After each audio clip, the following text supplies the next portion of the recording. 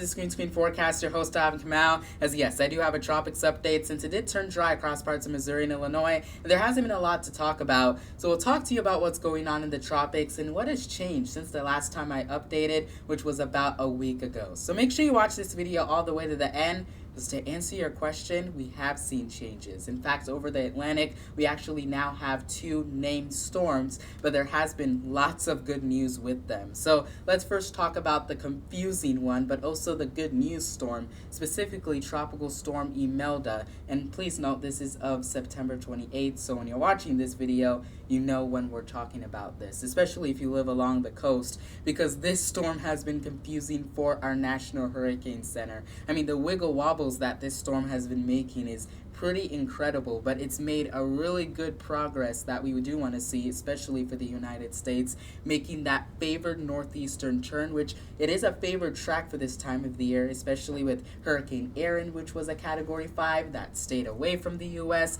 You notice this one also wants to stay away from the U.S., and we want to continue to see that happening. That is not a bad sign, but especially over parts of the Carolinas where it looked like this storm was trying to make that direction. It's now made that northeastern turn. And you know, the Carolinas don't need anything. They have got a lot of rain that they've seen from Hurricane Helene last year, and this does keep that heavy rainfall a little bit further off to the east. Now, there are some tropical storm warnings over parts of Florida, but we've noticed that the heavier rainfall will just stay outside of that region. Not saying you're not even going to get a sprinkle out of this, but at least one impact you'll see from Imelda is rip currents. The heavy rain threat, good news for you, Carolinas.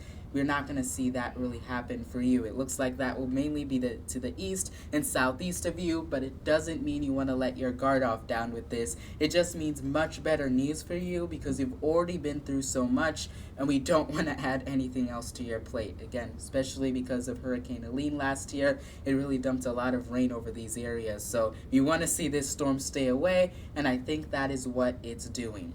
So let's now talk about the stronger storm, which this is Hurricane Humberto. You notice how this is even further away from the U.S., making that favored northeastern turn, which is what a lot of these storms have wanted to do. The only place you want to monitor is Bermuda, but again, stays away from the U.S., and it's been a pretty strong storm with an actual perfect circle in the eye of this hurricane, which has also been a unique thing with this.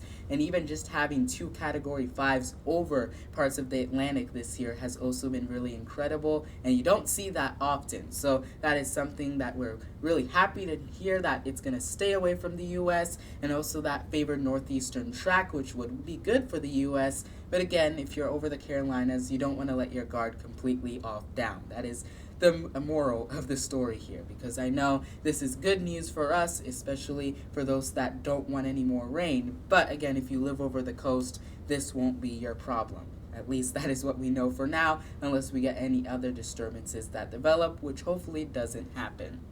Now let's go more local here in Missouri and Illinois.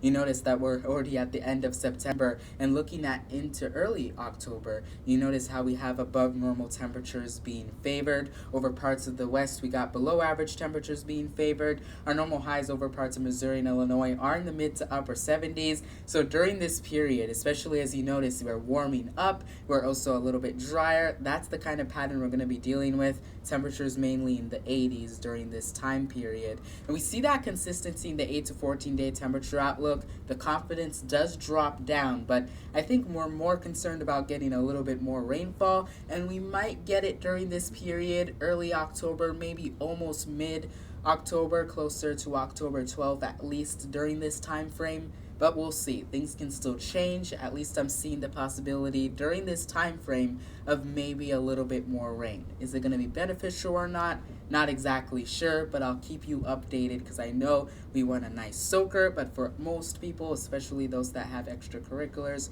you also want to have nice weather and warmer weather as well. So this will benefit someone, but we're also going to get some taste of fall during the month of October, which I'm looking forward to. We're just not going to see that at the beginning of the month. It is going to be slightly above normal for this time of year. And I know that is a lot, especially for us in St. Louis. We want rain, and over parts of the coast, we're keeping an eye on these storms over the Atlantic pretty closely. having a NOAA weather radio to get those detailed forecasts from our National Weather Service are going to help. So make sure if you have a NOAA weather radio, you replace the batteries on them because alerts come immediately. Other ways you can get urgent warnings are also your phone, but having a NOAA weather radio is really beneficial, especially even during hurricane season if you live along the coast, because you're going to get those detailed forecasts, and who doesn't want a detailed forecast? So if you want one, make sure you go to Windland USA to get yourself a NOAA weather radio to keep your family safe during now what is the end of our summer severe weather season in St. Louis, but also a period like we like to call second severe weather season, which thankfully I'm not seeing that growing potential like I've seen a few years ago, but it's always something you got to keep on your plate. Just think of a NOAA weather radio to keep you updated on the forecast.